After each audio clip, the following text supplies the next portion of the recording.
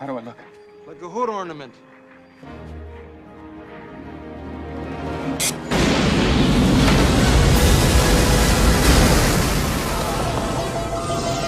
It's the Solar One Sci-Fi Podcast. Hello! This is the episode 192 of the Solar One Sci-Fi Podcast. And I'm doing these long time pauses like William Shatner. No, I'm sorry. How are you doing, Martin? We just thought like having a chat about what we're doing today, and we're actually coming back for a show. It's going to be our last show. We're going to have a break for a little while, aren't we, Martin? Basically, we're going to have a bit of a quiet summer break just to recharge our batteries and do things in our personal lives, perhaps get some sunshine, because the UK country's weather is absolute shite this year. So we're looking forward to that. But before then, we've got two things. We're obviously going to be reviewing a film. This week is going to be The Rocketeer, which Martin got me to watch, which I enjoyed. And we're going to be talking about The Acolytes. But we might also, during our break, come back for a special and talk about The Acolyte, because that's a bit of a mixed bag as well. But before we go into all that, co-host, demigod of science fiction knowledge, having it looks like he's having a cherry Coke. I don't know what he's drinking there. Dr. Pepper. Oh, I like Dr. Pepper. Hello, Martin. How are you? Hello. How are you? Hello, I'm fine, thank you. How's things in your part of the world? Is it wet and dreary and Miserable and grey skies and no sun. oh dear? Well, this is it, isn't it? It's not good, is it? Oh, okay. So I haven't got much to talk about. You went to a very Do you mind if I reveal my M16? I want to reveal it. yeah. Okay. So Martin, do you want to give some background about where you got this from, or what happened? How did you get this? Well, I picked up that it's not real. It's Not real. It's not real. It's M16 assault rifle and a display piece to go on the wall. And obviously, if you listen to this on audio, you can't obviously see it, but it's very, very nice. It's very shiny and black, isn't it? Well, Martin? it is, yeah. It reminds me when I was back there. So there you go. Yeah. So You're looking very serious then. That is going to be something you're going to use as a potential weapon against. I picked it up. And no, it's not illegal. It's totally legal. It's not real. It's an imitation. Yeah, exactly. Obviously, if it was real, then I don't think you'd be showing It's it going on the YouTube. wall with the others, so I'm quite excited about one. So, what others do you have on the wall already? I've got. I don't know if you can say. I've got an Alien's Pulse rifle, I remember you going about that. Yeah. and I've got a Winchester rifle. Right. That's a replica, and I've got a Planet of the Apes rifle. What, from the classic movies? Yeah, from the classic. Oh, brilliant. Yeah. Okay, that must be good. Yeah. Have you? Because Malcolm, he's got the V disruptor gun from the original classic. Yeah. I love the V gun. Have you got the V gun? No, I did have the V gun years ago. I also had the helmet with the. I was going to build a costume for a convention. Oh, what, the gold helmet or the black helmet from? Yeah, the gold one. Oh, yeah. And I Can't bit of V. I've got the Babylon 5 PPG. I've got Logan's Run's gun. What about a Zat Nicotel? Would you get one of those? I've had a Zat Nicotel. Oh, I'd love to get a Zat Nicotel. That'd be cool. Impressive. Wasn't it? You got the disruptor from the Invaders as well, haven't you? Yes, I have. I've got that here. Yeah. So, is he going to show it? Oh, they are. Oh, that's cool. Yeah. Didn't your mate make that or something? Somebody made it. Well, I bought this off Etsy. You can't get them. They're very rare. And that's a season 1 disruptor, isn't it? Not season 2 is smaller, wasn't it? TV gun, yes. So that's, and then I got the season 2. So that's the season.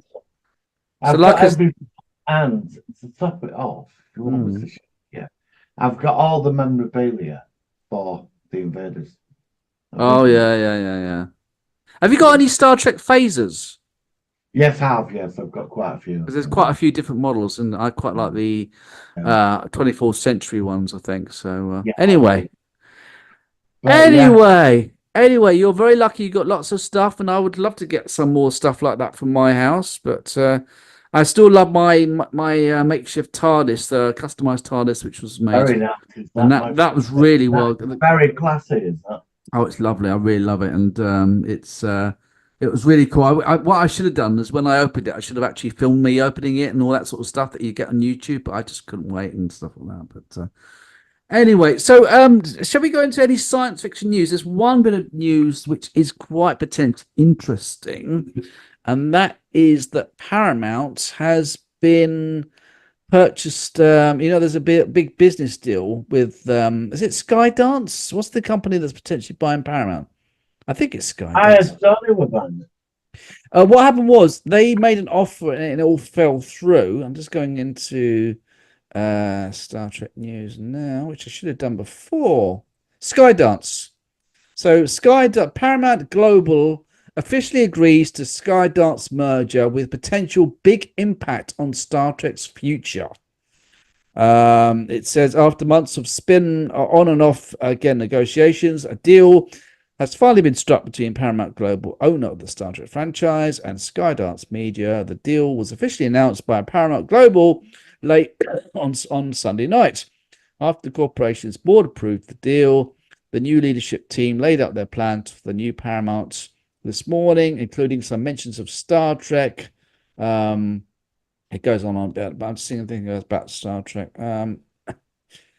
It's just going on. Apparently, it's the actual transaction agreement includes a 45-day go shop period during which Paramount Global can evaluate alternative acquisition proposals. So it's all the actual things that they go through.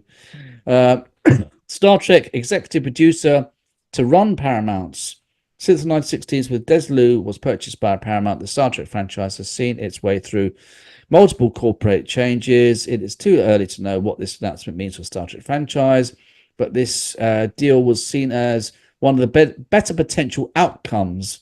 Unlike other potential bidders, Skydance is committed to keeping Paramount relatively intact, avoiding any potential division of the Star Trek rights that occurred during the Viacom/CBS corporate splits. Remember when the movies went one way and the TV was another one? Before they re-emerged in 2019. The most positive indication for Star Trek is that Skydance previously partnered with Paramount on the production of the last two Star Trek films, and they were committed to backing the next movie currently in development.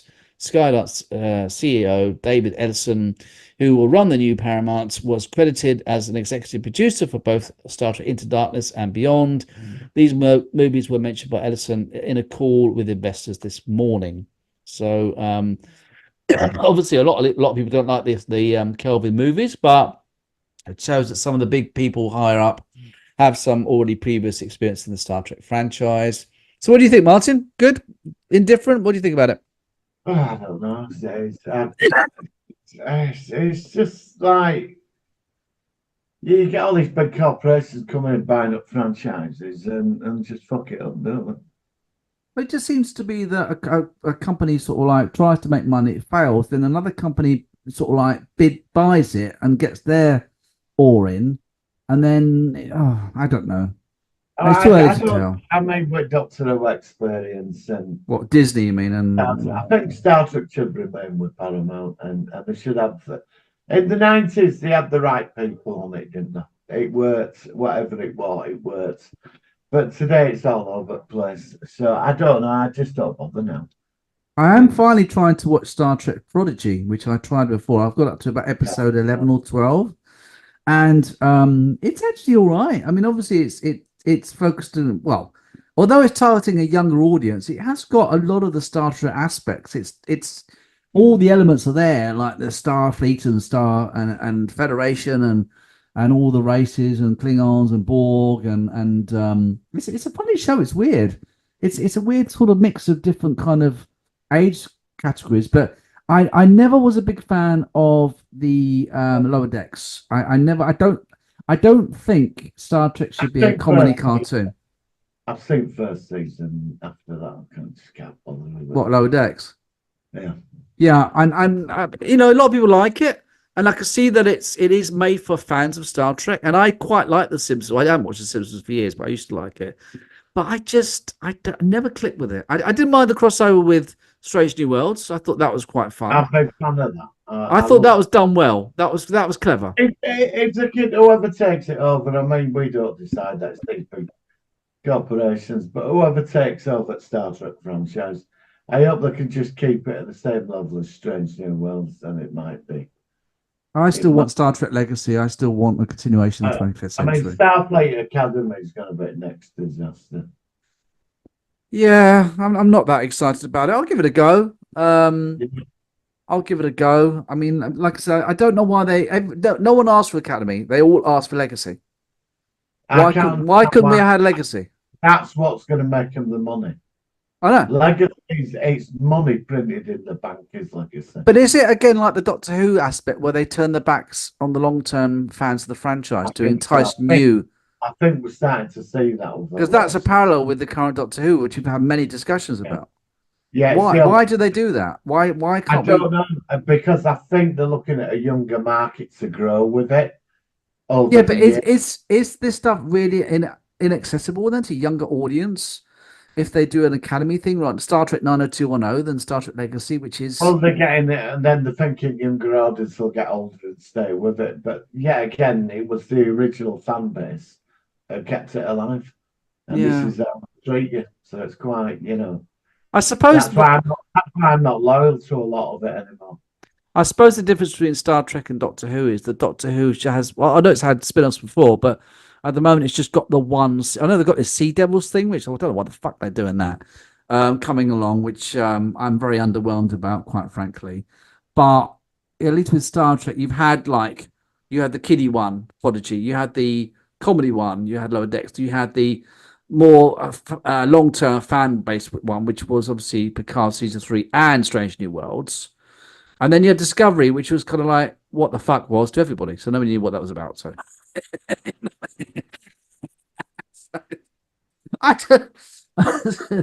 Discovery is such a strange series. Anyway, so that's that. So although we are gonna come back and review Acolyte. So you saw episode 6. This is the one with the Sith Lord decides to have a sort of like a nude sort of sink in the water and some thing with one of the sisters, and he's just sort of like talking about nothing. I mean, that episode was shy. I mean, what the hell was that about? That was terrible. It said it is the power of two, and then we saw the scar on his back. Yeah, and then with bald green head with tattoos on her head, that alien. She knows more. She knows more than what's going on. Yeah, I know. And I do came out with something interesting the other week. There could be somebody else in the back. Well, I always assumed there was. Like we've already said this. I assume that you'd have an acolyte. No, you'd have an apprentice, and you'd have the master. But eventually, somebody did his back in. That'll have been his master. Yeah, but are we going to see the master? I mean, I was hoping we would, but I'm starting to wonder now. I think the master's still alive. What if it's the green Jedi woman? Apprentice set the master out. Oh, I bet it's the green Jedi woman. I bet it's her. I bet she's actually the secret. Hey, like they did with Palpatine, where Palpatine was like in the background. He was like the senator. I bet it's her. I bet she's the actual. No, I don't know. I think with that green baldy alien. She's got the hollow whip, hasn't she? Oh, sorry, she knows them, and they're all we got. It was like with this episode, just right at the end, they just opened door on that. So obviously this week we're gonna. I think this week's gonna be another flashback episode. We've hardly seen Carrie Ann Moss at all. I thought we were going to see more of her in flashback form. We saw her for about 3 scenes in the whole bloody series.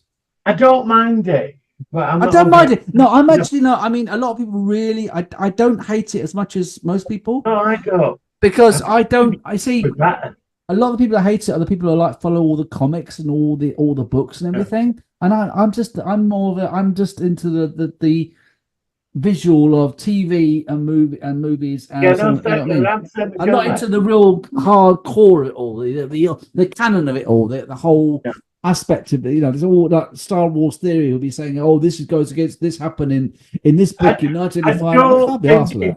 I don't think it deserves the hammering it's been getting. I don't think so either. I mean, I'd be better with this now than Randall. I don't. I mean, I don't. But I was talking to my mate on Sunday, and he watched number 5, and 5 was the best one. Because 3 of us last week, when he took the helmet off, it was like, well, who the fuck's that? It's what he said. It's what he said. Well, is it him? Like the big reveal.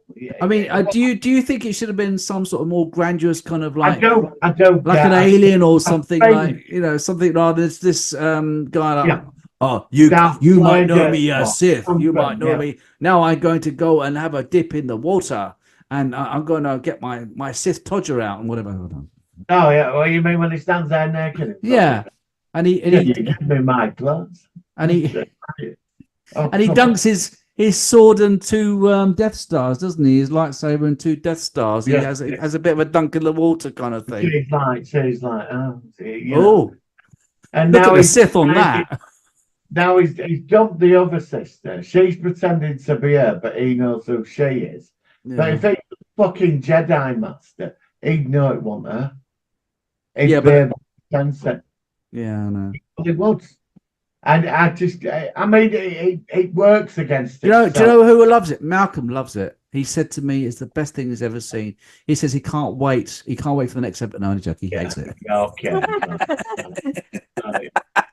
Where's the actor like? And he has these big like text like, "Did you see this?" And I do try to reply to this. I'm normally driving about during the week, so I'm quite busy. So, but I just think, yeah, I know where you're coming from, Malcolm. I know where you're coming from. And he'll be, do you know what? He'll be watching this on Thursday, and he'll be texting me saying, "Well, you said that, and you said that." And yeah, Malcolm, I know what you mean, mate. I can't. When we've seen it properly, I'm going to give a proper opinion of it. I mean, we were slating Andor when that was going on. We haven't slated this as badly as when we were watching Cyril, even though for some reason that series is much better on a rewatch. At the moment, I can see it's got problems. I can see it's against long-term, canon in written form or whatever, or comic form, but I'm still all right with it. I don't hate it as much as. Well, I mean, the only way it can save itself, I like I said, I agree with you. I think there has to be something else more to him. And if it's a crap ending, this series. if it's a crap ending where nothing happens and there's no other aspects, then I'm going to come down a lot harder when we do our review. Oh yeah. Well, that's what I'm waiting for. But I think if there is another Sith Master in the background, which I hope there is, I would assume there would be. I suspect it is. Then I'd be. I think that you might at least get some kind of payoff towards end of series. But I don't have a lot of faith at the moment. You got to have faith of the heart. That's what it is. Yeah. No one's going to stop. We need to play a second of that. What, to get a copyright strike for the music? Yeah. All right. So we've already got 1 minute before we pause for the movie review. Anything in the last minute and a half you want to news wise? No. Nothing coming along. I don't think I've seen anything else actually. I'm trying to think.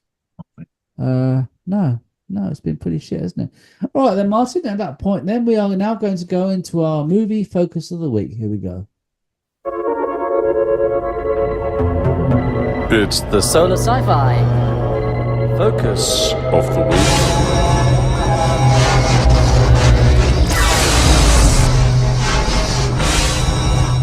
Right, and we're back, and we are reviewing a film from 1991, which features Timothy Dalton who's a dodgy Nazi British guy, which is quite interesting. It stars. Okay, and it stars Billy Campbell, who I remember in an episode of The Next Generation. Timothy Dalton, as we said, Terry O'Quinn, who of course I remember from Lost, and that is of course The Rocketeer from 1991. And before I forget, because Malcolm will kill me, he says you got to mention that this film was inspired from those old 1930s morning cereal things that they used to have with the member of the jetpacks and things like that. Guy Lord of the Multitude, got King of the Rocket Men. That's the one. And Commander Cody, and he takes a load of Martians. Yes, and I did remember seeing those a long time ago. And I remember they also featured on Star Trek with the Captain Proton thing. RKO. There's one set, you'd have that fucking... You remember that play? Yeah, that's it. I know the ones. Yeah, it was one. When were they made? 30s or 40s? 40s, wasn't it? It's sort of in between. I think there was sort of just... There were a few... There were loads of them. I've got a favourite one where they go through Atlantis and one of them adventure series. Cliffhangers. Yeah. Flash Gordon, Buck Rogers, King of the Rocket Men. They did Batman as well. The Batman had a series as well. Oh, okay. Yeah. He carries a gun and he has like 4 foot ears. Yeah, I think I saw some images of that in the past. He looks really odd. I Yeah. mean, they are fascinating viewing. But I did come across somebody had coloured the original Flash Gordon series in. And when you look at the sets, because they're in colour now, they look absolutely spectacular. They really did go over with that, you know. Do you like the fact that they can colorise a lot of these old? Because the colourisation's getting better, isn't it? It's getting better. It does look a bit artificial. It still looks a bit off. I mean, like the new Doctor Who and the Daleks, the colour one that they redid last year for the anniversary. And like the TARDIS floor is bright blue. And I'm sure it wasn't bright blue. It was kind of, they did some odd colour ideas because they're guessing. It's just sort of tinted out. It's something not right. Something's not quite right, is it? You see Charles Emmett played Ming. You see him in colour and Larry Buster Crabbe as Flash. And it's sort of interesting, you know, seeing it in colour, you know, and yeah, but it does look a bit sort of fake. We're not quite there yet, do you know what I mean? But it is nice. It's the sets, what you're finally seeing in colour, you know, and I quite like that. I mean, it's like the AI thing, isn't it? How it's all sort of getting better and stuff like that. Because, like, I know we're going into Rocketeer, and this is to do with it. When they made Flash Gordon in the 80s, the sets similar to that, the outrageous, colourful. Yes. They replicated the colours from the old. Yes, I know exactly what you mean. And even the look of the sets was the same. If they'd have been in colour back then, that's what they would have looked. They would. We'll have to do Flash Gordon at some point. Yes. Yeah. I mean, a lot of that's why I mean, you know, we are talking about having this break, but there are so many films that we review, but there's still so many. We've done most TV series, I think, that we like. Yeah, we haven't even touched the tip of the iceberg yet. There's so many things that you and I have both seen, and sometimes we recommend stuff to each other we haven't seen. But that's the thing about this show. I mean, I know we obviously, with franchises, we'll go back to different iterations of a franchise, like Stargate, Doctor Who, Star Trek. But there's so many movies. We have to cover the old RKO classics because the Rocketeer is taken straight from all that. Yeah, this is exactly why I mentioned it, because based on Malcolm. When you watch King of the Rocket Men, you know he's on the cable. I mean, they did try. Well, what do you think about Star Trek Voyager, like taking the piss out of it and making Captain Proton? I mean, that was quite interesting that they took that dynamic, didn't they? And it's fire up the death ray. Yes. I mean, that's but it, like our parents, like when I was growing up, I don't know if you did. Did you ever go to children's matinee when you were a kid on a Saturday? No, I don't think I did. My parents used to drop me off every Saturday. Right. It was like that. You'd get put into cinema and they'd show all that stuff with kids. Children's Film Foundation movie. About a load of people stopping some criminals, you know. All I remember as a kid was the two oldest things. It was the oldest things on TV I remember was the ones that you just said. The I think what the names again? The actual old shows again? Flash Gordon. And I knew Flash Gordon, but the one you said, the Rocket Man or whatever it is. But I also remember I was a big fan of the show and Lauren Hardy. They used to show that and then Lauren Hardy, and I loved Lauren Hardy. Oh, I do. I've got them all, and it's a. I know it's different. Obviously, it's comedy and it's not anything, but it was made about the same time, and I love the way that they did stuff. And a lot of that stuff now is heading towards 100 years old. Yeah, I know. He only did film in colour. Which one?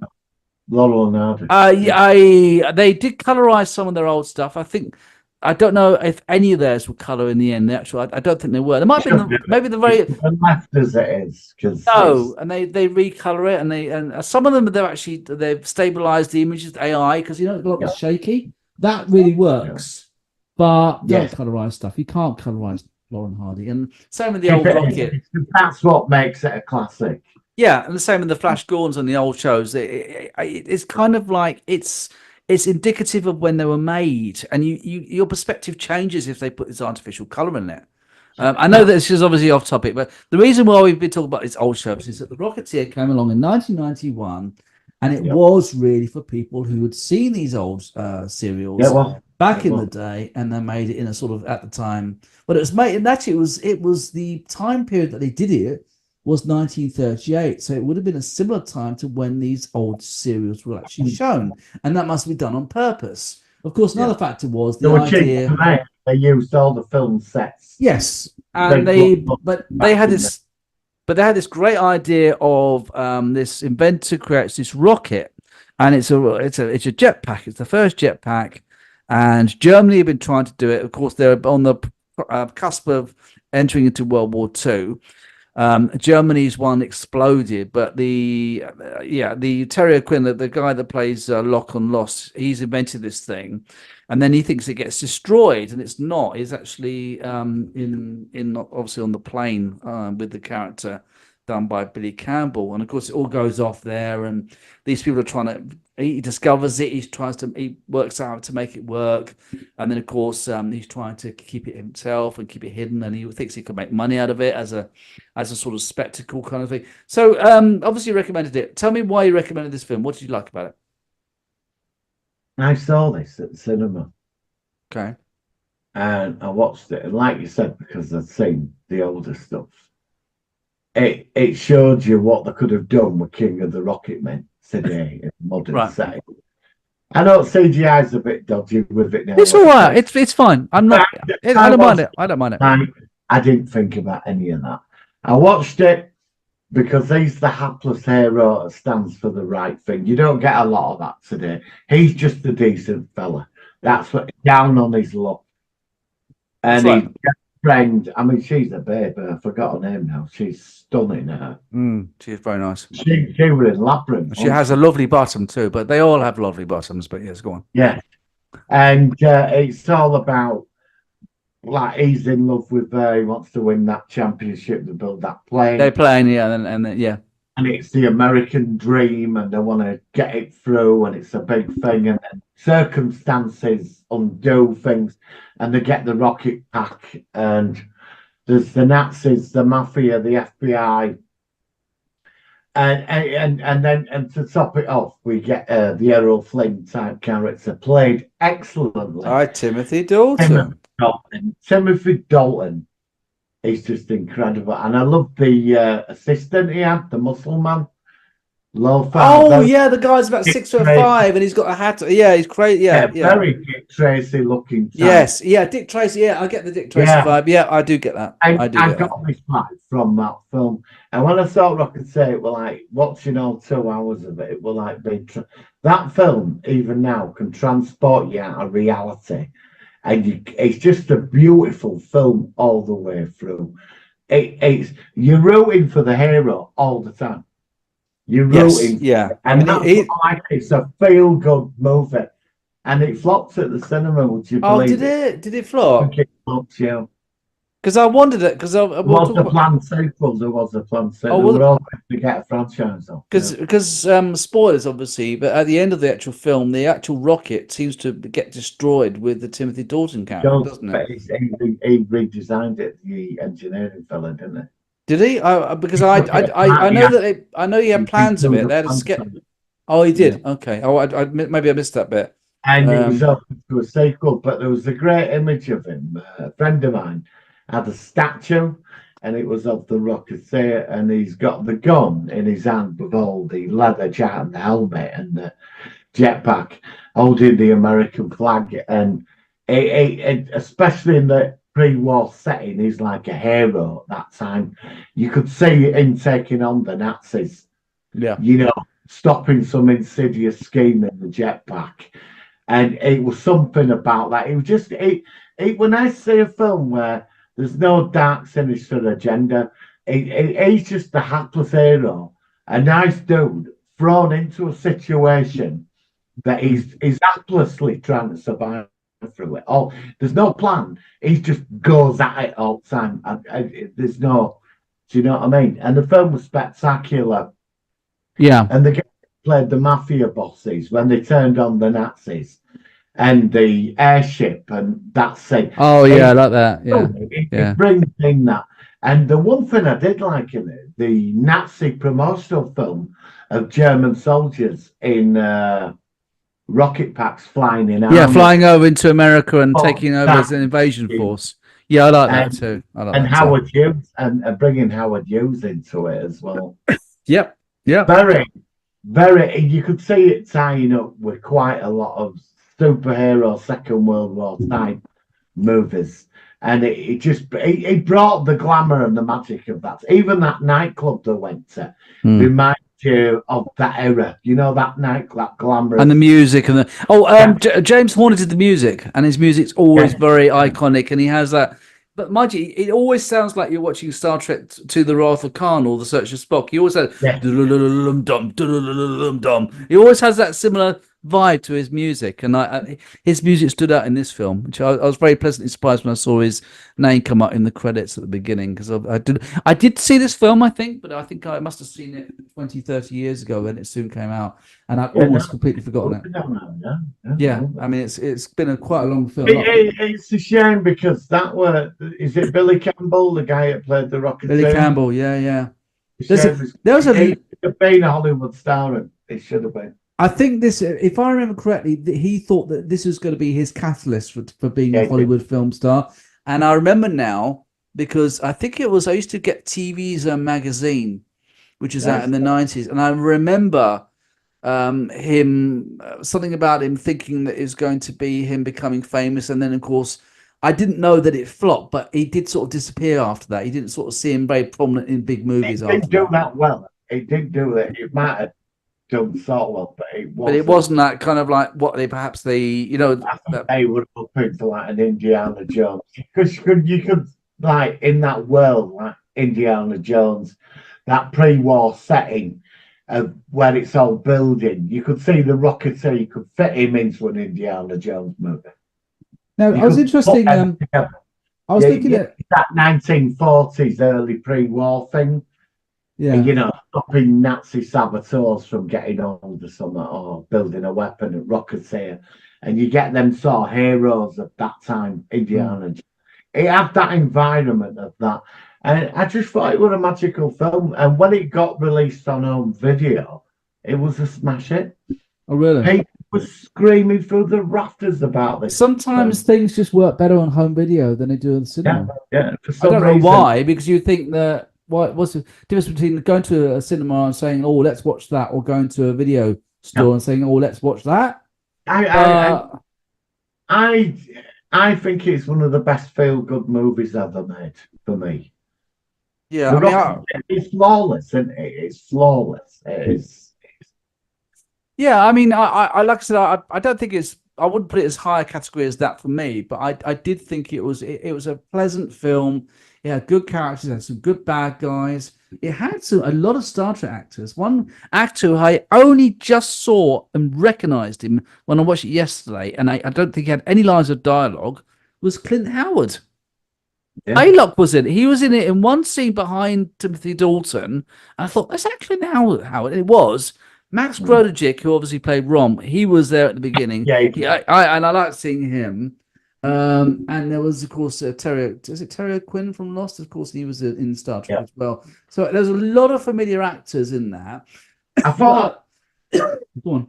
I thought Timothy Dalton when he put the rocket pack on and he was like ready to fly off, and he took the chewing gum off the booster thing, and he went and boosted off like as you do, and it just exploded. I just.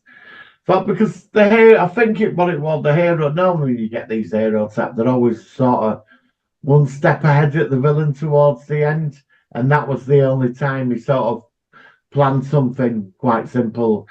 And when he took the chewing gum off the jetpack.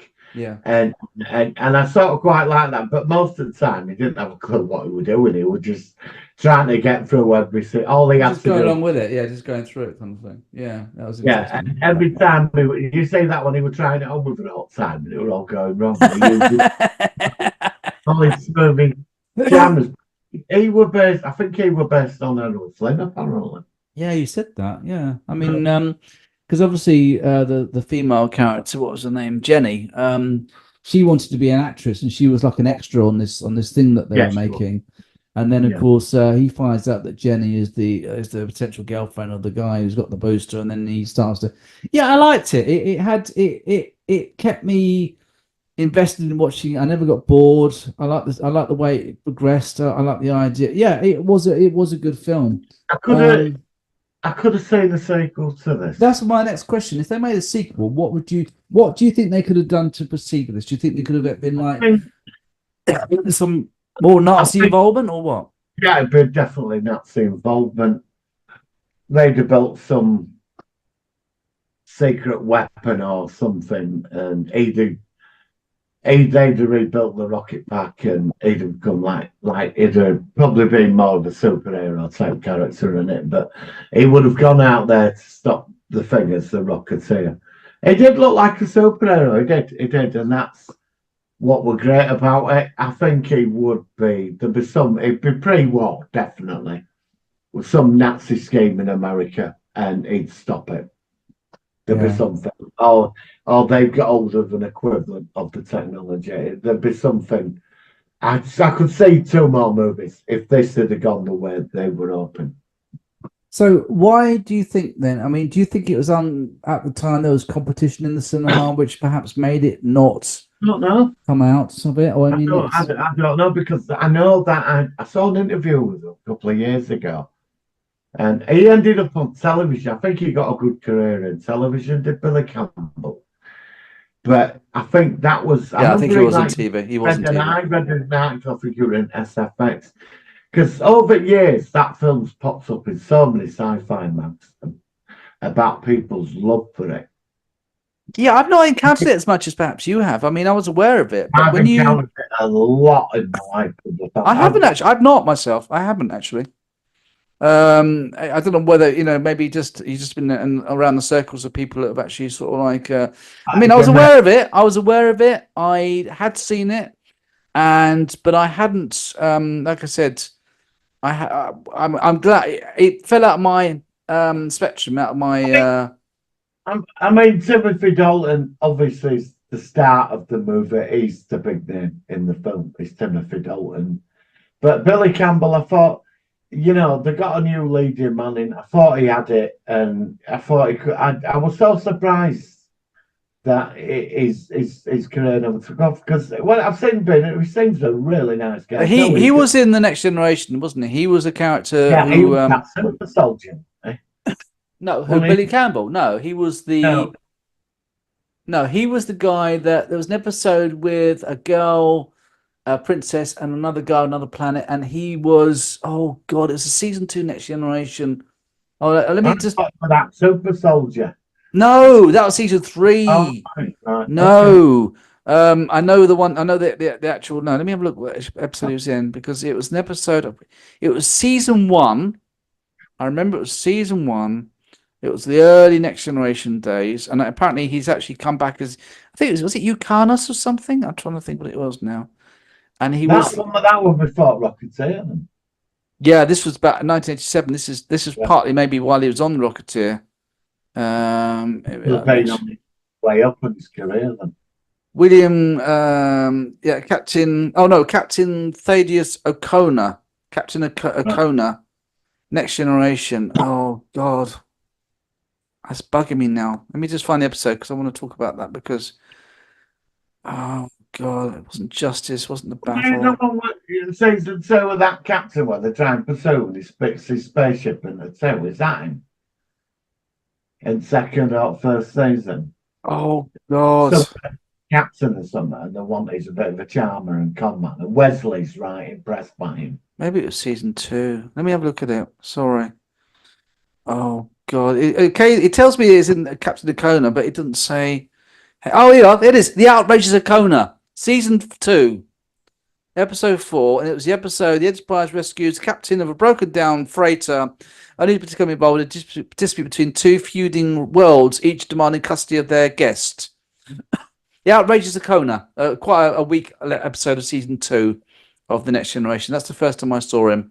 Yeah, it's quite a forgettable episode. But he was all right. I mean, I did, when I saw him in The Rocketeer, I did remember him from The Next Generation, which he did about 4 years before that. But as you say, he's since then the actor Campbell has been more on TV stuff. Not a lot of science fiction, not a lot of stuff I've encountered him in since The Rocketeer in TV format. But no, I thought he was very, very good though. But yeah, it's just a shame that he. Let's just see what else he's actually been in. Actually, All right, I've got it here. This, go on. the box office. Rocketeer was released in the United States, earning 9.6 million in its opening weekend. They showed it in 1,600 theatres.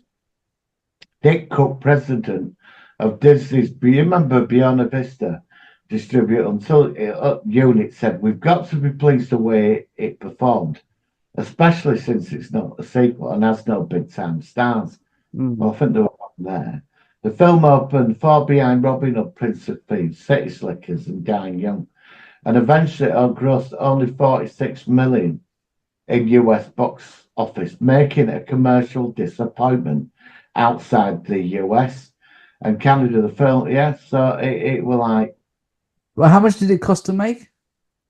Oh no, he says 35. No, it was budget of 35 million, and the US, as you just said, the US and Canada got 46 million, and gross world was 46. So is that total? Is that added together then? 46 and 46. I suppose that, yeah, because there's so that'd be about what 19. Yeah, don't forget there's the marketing budget and the marketing. So it wasn't. So it sounds like it wasn't a major flop. It probably broke even, or maybe you lost a little bit. But look what it was up against at the time, Prince of City Slicker. Yeah, wasn't that one with that awful song that was played for?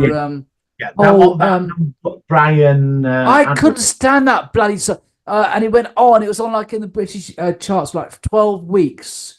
And at the time, that's when I used to watch Top of the Pops and stuff like that.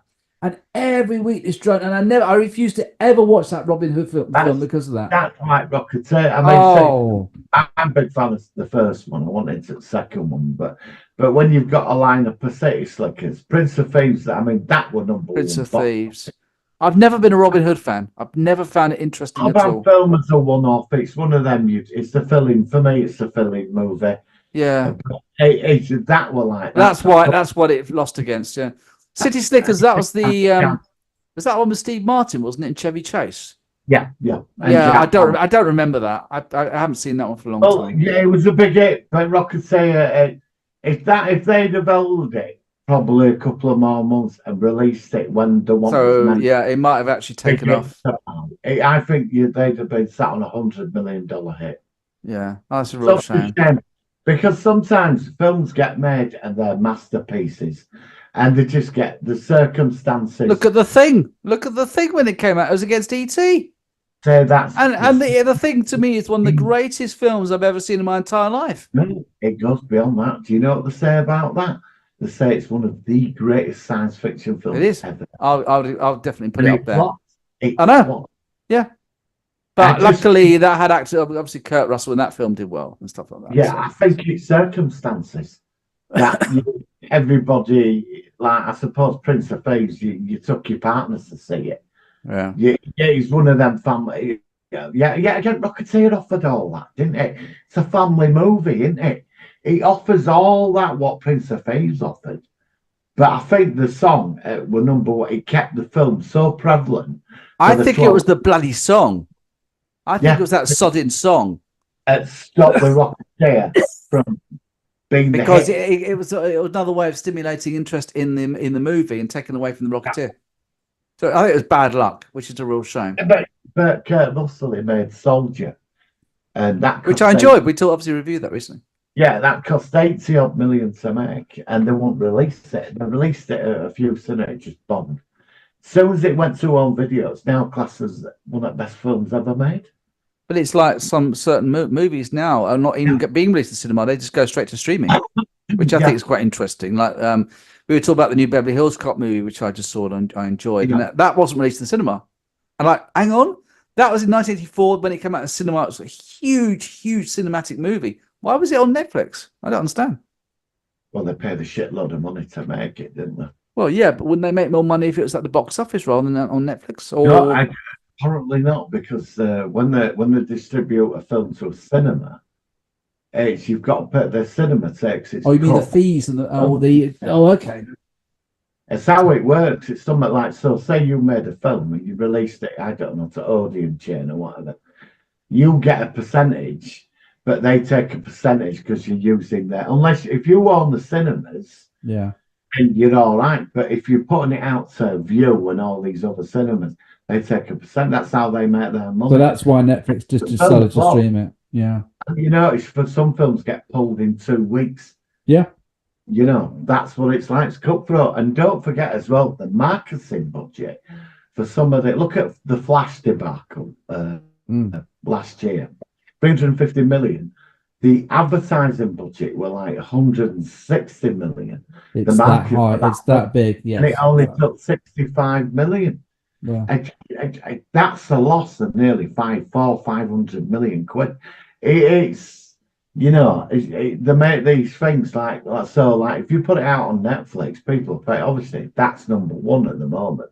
Is Beverly Hills. Sure. Because I were on Netflix watching it, the chart came. It always comes up. It's the top thing in the UK. And they're going to get the money back through that. They'll get the money back. But it's, you know, it's cheaper to put it. That's why, have you noticed films now get put onto digital formats really quick? Well, this is what I mean, because I'm waiting for the digital format of the new Kingdom of the Planet of the Apes. Oh, and God, you told me recently it's in July, so that's going to be out soon, and I cannot wait to see that. But it's out in digital. It might be out today. Okay, well, I'll have a look for that one and check it out. And obviously, I think I'm sure it's July 8th, unless it's. It could be. I'll double check, but I mean, I'll definitely check that out. That's done incredibly well at the cinema. Yeah, but that was what you're saying is, although that went to the cinema, when was it in the cinema? What, 6 weeks ago? It wasn't that long ago. Not long ago, no. You know, back in the days when you used to have to wait like 6 months for a film or a year to see a video after the cinema. I remember I went to see Star Trek Borg one next gen, and it was about 8 months until it First Contact. That was 1996. 1996. I got hold of like some dodgy pirate copy of it, video. But as you do. When it got released, it was about 8 months later on VHS. Yeah, I know. It's weird. You know, and now look at the release of film, and if it's no good, the creator, which I love that film. I love that film. Digital within 2 months. Yeah, and I still like. A lot of people weren't that mad on it. You and I both really, really liked it. Really liked it. So I paid $13.99 to go see Kingdom Planet of the Apes, and I don't regret any of that. What I paid for it. It's the only film I've been to see at cinema this year where I paid that amount of money. I paid £5 for other films, but that, because it was in a really nice cinema. Oh, a good one, yeah. It was worth every penny because the film was open. It's expanded the universe. They can do what they want now. And well, no spoilers, because I've not seen it, but I can't wait to see it. I'm going to definitely review that with you. Yeah. That's brilliant.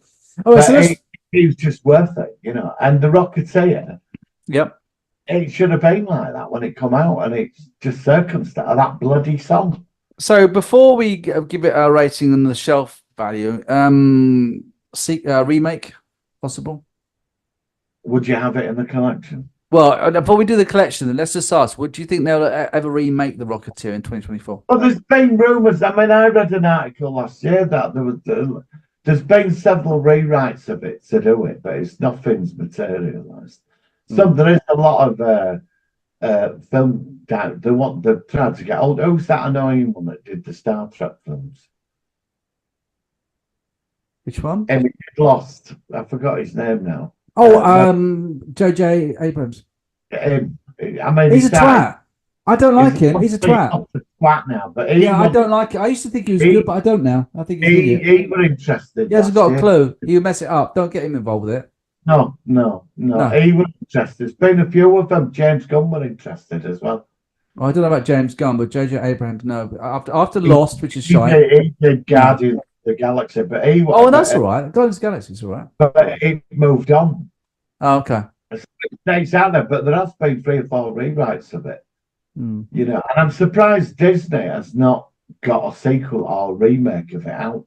I think a remake could work. I think they could. I mean, it could. it might do. It's quite a lot. Mind you, I mean, but it's got to be done right, because in that film that you've got that magic in it, and the casting. I mean, it said on that Wikipedia review the casting were unknowns, but I don't think you had Jennifer. What is it? She was quite well known. Yes.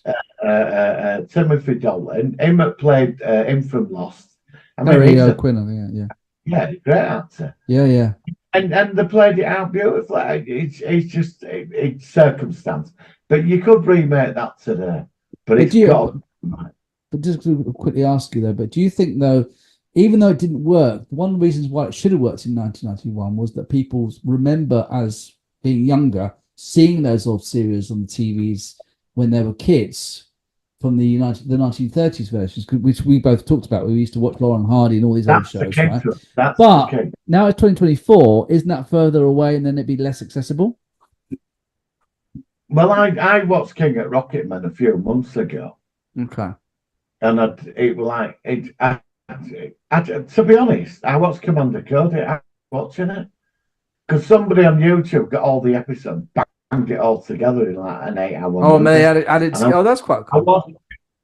I watched Alt Cliff. So you know what? Because everyone had a cliffhanger, didn't it? Yeah, like you'd fall off the cliff and his rocket wasn't working. Because each episode was 20 minutes, and I watched it over a couple of nights, and I enjoyed it. I thought it was great. But the Rocketeer showed. You could go into that older universe, bring them characters out, and create something totally new with them characters. That's why I said, like, you could imagine Rocketeer teaming up with Indiana Jones, you know? Yeah, I could see the crossover. All right, let's wrap this one up then. So, the obvious question: would you keep this in your collection? Would this be part of your collection? Oh, God, yes. Yeah, I think so, and definitely for me as well. And rating out of 10, sir. 10. Yeah. I'll give it as high as that. I'll give it 8. I liked it. Yeah, I liked it, but not as much as you did. I think because I've not seen it for such a long time, I did like it. I liked it a lot, but I think an 8 is a fair. All right. So, but it's definitely a keepable one. So that's really good. Right then, so we're going to wrap up now. We're going to be on a hiatus now. We might come back. We're going to be over the summer. We're going to have a little bit of a break. Because we've been doing this nearly 5 years, and we do have the odd week off. But we've got things in our lives to do. We're sick of each other, aren't we, Martin? We're sick of the sight of each other every week, aren't we? Yes. You know what I mean? And I don't have to air in this box till next. Yeah, exactly. And you see these TARDISes fly behind me all the time. Can I go? But we might come back. We're going to be back definitely late August, maybe September. But we're going to probably come back one special to review the Acolyte Series 1 or Season 1, because I think that might be worth doing. But we will be back. I'll be back. You'll be back. We are not going anywhere. We have a real good laugh doing this. We're not far from episode 200, which Martin's very excited about as well, which would be really cool. And we're going to get some sun, aren't we, Martin? We're going to do some. Yes, I want sun, blue skies. And you're not in the UK. I think you need to get on a plane and go somewhere else. But it's just. Well, it just feels like September. It feels like shite. It's felt like shite the whole summer. It's been shit ever since day 1 of January 2024. And so, I'm afraid the UK weather's let us down, and it's time to piss off out of it. Go somewhere warm and get a tan. So, Martin, thank you very much. We'll be back, like I said, soon, but not straight away. So don't forget, all our old shows are on either on audio, on YouTube. Check them out. We've had some great guests, some great fun. Obviously, Malcolm as well. Malcolm will be back hopefully at some point soon as well.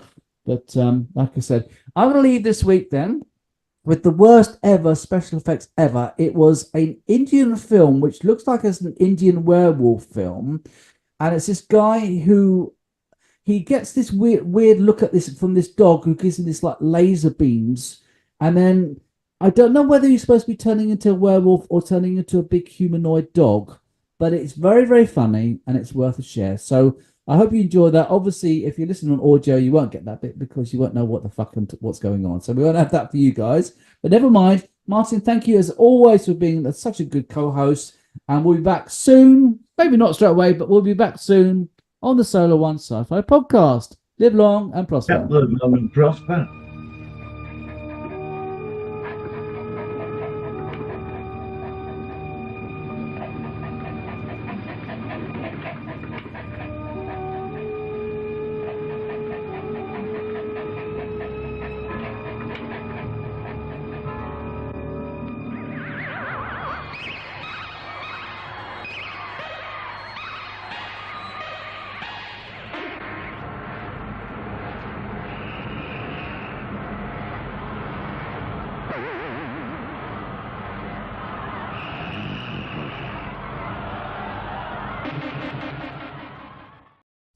They guide the way on the Solo and Sci-Fi podcast, where sci-fi holds